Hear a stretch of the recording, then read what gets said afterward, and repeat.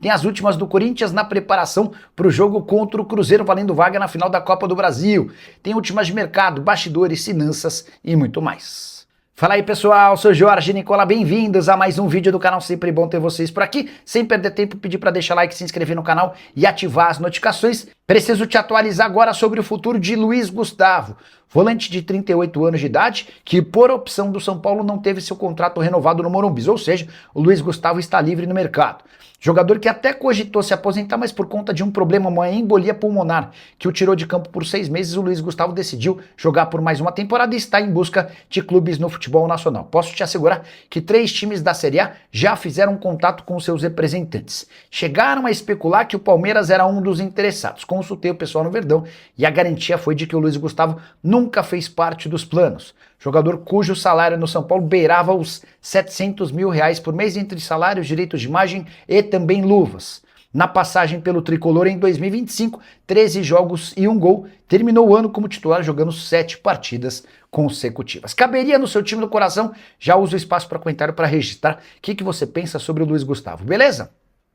Quero te atualizar agora sobre o Corinthians e os últimos detalhes da preparação para a decisão contra o Cruzeiro às 18 horas deste domingo na Neoquímica Arena. Corinthians e Cruzeiro fazem o jogo da volta da semifinal da Copa do Brasil. Na ida, em Minas Gerais, o Corinthians venceu por 1-0. Isso significa que um empate ou uma vitória corintiana colocam o time de Dorival Júnior na grande decisão.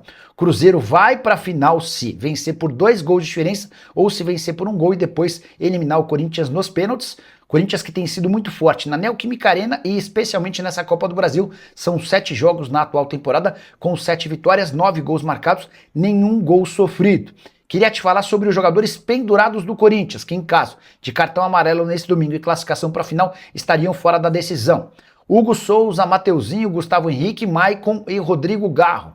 Quero contar ainda que Yuri Alberto é a grande dúvida para essa partida.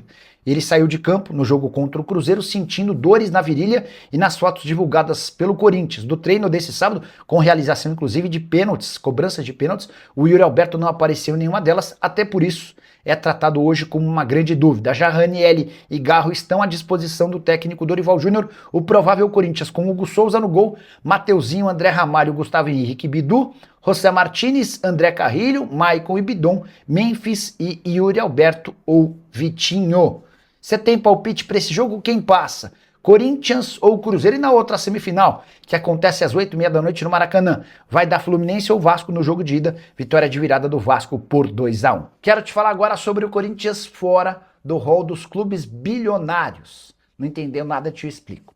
Na temporada passada, o Corinthians registrou receita de 1 bilhão 115 milhões de reais. Somente o Palmeiras, o Flamengo e o Corinthians conseguiram ultrapassar a marca do bilhão na temporada passada. Havia sido a primeira vez que o Timão havia alcançado receita acima de 1 bilhão. Já em 2025, coisa foi bem diferente. Muito impactada pelos primeiros meses de Augusto Melo, o Corinthians registrou uma perda de 23% nas receitas e um aumento de 5% nas despesas. A consequência, o Timão estima que fechará 2025 com uma arrecadação de 859 milhões de reais, bem abaixo da temporada passada e inferior, inclusive, à de 2023, quando o Corinthians havia alcançado 937 milhões de reais de arrecadação.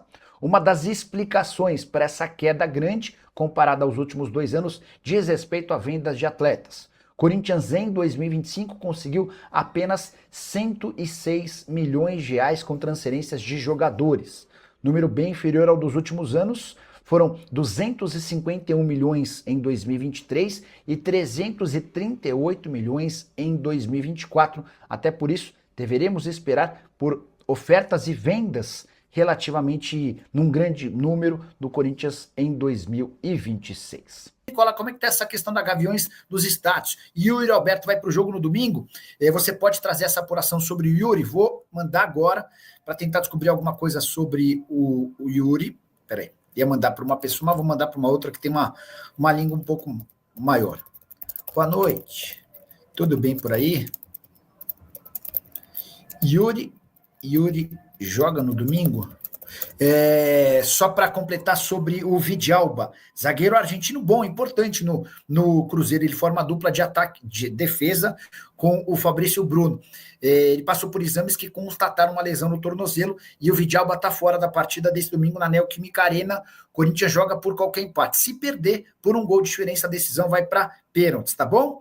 Deixa eu pegar mais perguntas, dúvidas, sugestões. O que você quer saber? Boa noite, Nicola. Alguma novidade sobre o Transfer no Corinthians, saídas e chegadas? A principal novidade sobre Transfer no Corinthians foi publicada pelo Samir Carvalho. O Samir conta que o Corinthians tem em mãos uma proposta de uma casa de apostas que pretende transformar, ela pretende fechar um acordo com o Corinthians para criar a própria casa de apostas do Corinthians, talvez, por exemplo, uma Timão Bet.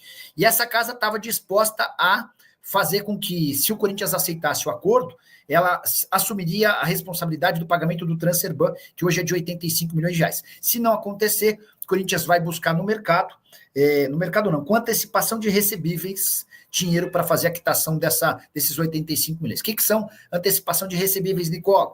Corinthians tem, por exemplo, dinheiro a receber da Nike no ano que vem, da LFU, da patrocinadora Master. Você vai no banco e antecipa esses recebíveis, o banco fica com uma taxa, tá bom? Boa noite, Nicola. Como é que tá a situação da patrocinadora do Timão? Tem novidades? Tem sim, bora atualizar esse tema.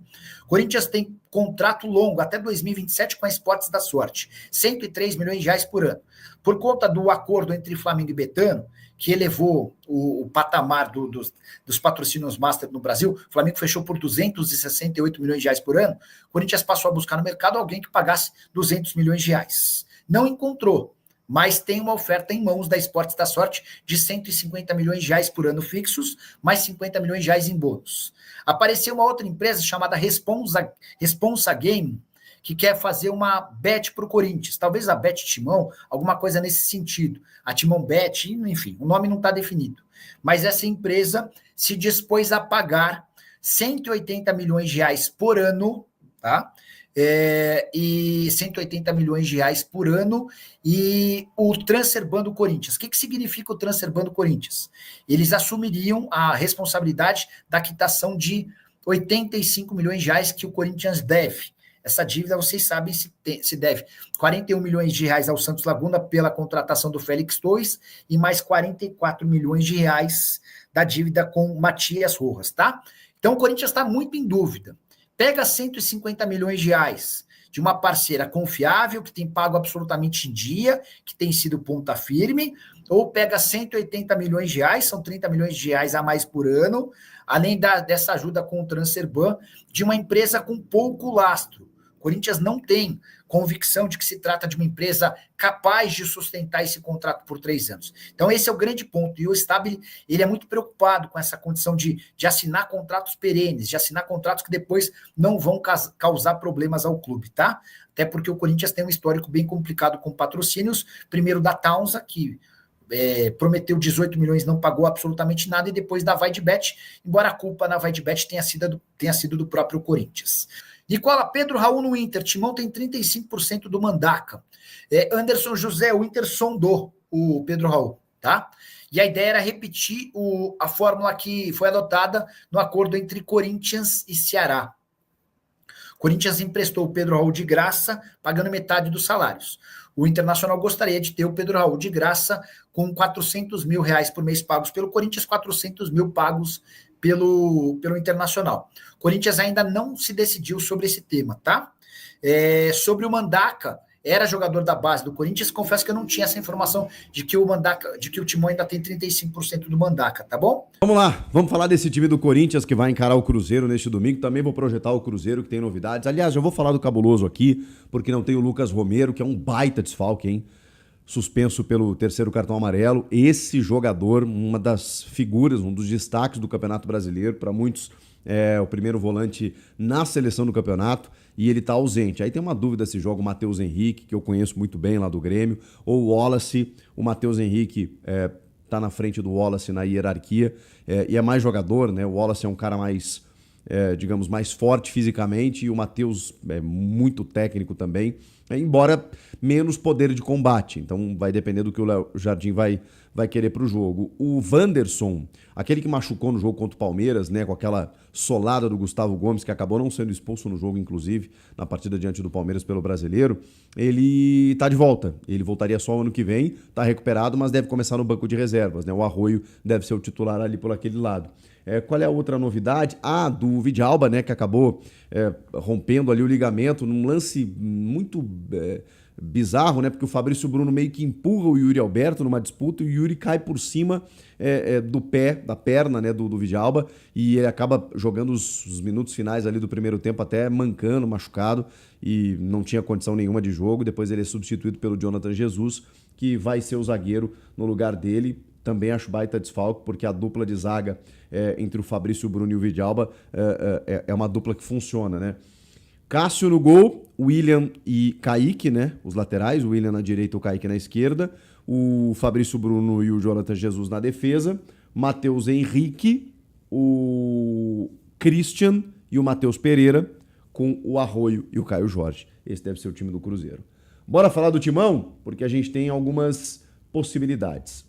Pelas informações, gente, o Ranieri e o Yuri Alberto, eles fizeram um tratamento assim intensivo nesses últimos dias aí. Foram poucos dias, né? O Vasco e o Fluminense jogaram até na quinta e vão jogar domingo também. O jogo foi na quarta-feira, então você teve 2-3 dias aí de preparação. E como o Yuri ele saiu de campo reclamando dores no pubis, a pubalgia é sempre muito complicada, né? O Yuri não tinha uma expectativa de começar o jogo contra o Cruzeiro na ida. Ele começa e dá até assistência para o gol do Memphis. E aí ele sai alegando dores no pubis e agora está fazendo um tratamento para, quem sabe, poder jogar ou, né, daqui a pouco virar uma alternativa, ser uma alternativa no banco de reservas. O Garro já se sabia que dificilmente ele começaria, mas ele foi relacionado e entrou no segundo tempo, e o Bidon foi muito bem. Então tem a expectativa de que agora o Garro possa ser titular. Mas será que vale a pena? É o questionamento que eu faço. Depois da partida que o Breno Bidon fez no primeiro jogo, e vem fazendo, na verdade, e vem jogando bem como meia armador, vale a pena você sobrecarregar um Rodrigo Garro que teve muitos problemas físicos durante o ano? Daqui a pouco ele vira uma alternativa no banco de reservas. É proibido isso? É ruim isso? Mas é o Garro, ele é o camisa 8, ele é o craque, ele foi o melhor meia do ano passado, mas não vem sendo. É um jogo decisivo. Deixa ele para um segundo tempo e tal, para ele entrar numa plenitude física e aí poder colaborar. Mas também não dá para discutir caso ele coloque o Garro desde o início, se ele tiver condições, mas aí eu não tiraria o Bidon. Aí eu deixaria o Bidon, Maicon e o Carrilho. Fica um time mais leve? Fica, mas muito técnico. O Corinthians vai jogar em casa, pode controlar um pouco mais a bola no pé e aí, com isso, impedindo o adversário de ter a bola, porque se entregar a bola para o Cruzeiro, também é perigoso, né? Você vai ficar recebendo martelada o jogo inteiro só porque você está com a vantagem. Acho que não seria a melhor estratégia. O ideal é você ter a bola quando a bola estiver nos teus pés, sob teu domínio, impedindo o adversário de jogar. Isso também mata tempo. E claro, daqui a pouco o Corinthians pode construir um gol, por que não? 2, e ampliar ainda mais essa vantagem. Então eu não tiraria o Bidon mesmo se o Garro começasse. E acho que daqui a pouco, se ele quiser dar mais força de combate ali com o Martínez, por exemplo, deixa o Bidon e o Garro para segundo tempo. O Yuri, pelas dores, pelo que a gente tem sentido aí, talvez ele realmente comece no banco também. E aí você tem as duas opções, né? Ou o Guinegão ou o Vitinho, para jogar ao lado do Memphis. Vejam que o Corinthians ganhou opções, né? Pelo menos nesse sentido. E o Ranieri, cara, muito difícil, né? Ele talvez seja relacionado, meio que numa emergência, assim, né? Uma urgência, pelo caráter decisivo do jogo, mas não me parece que ele vai ter condições de pelo menos jogar alguns minutos. Se o Corinthians avançar, tem 2 finais aí pela frente, quem sabe, né? O Ranieri pode ser um cara super útil, né, nesses 2 próximos jogos. Então vamos projetar esse time aí: Hugo Souza no gol, Mateuzinho e Matheus Bidu nas laterais, a dupla de zaga Gustavo Henrique e André Ramalho, e aí o meio de campo a gente começa a ter dúvidas, né? Mas vamos lá: Maicon, Carrilho, Martínez e Bidon, com Memphis e Guinegão.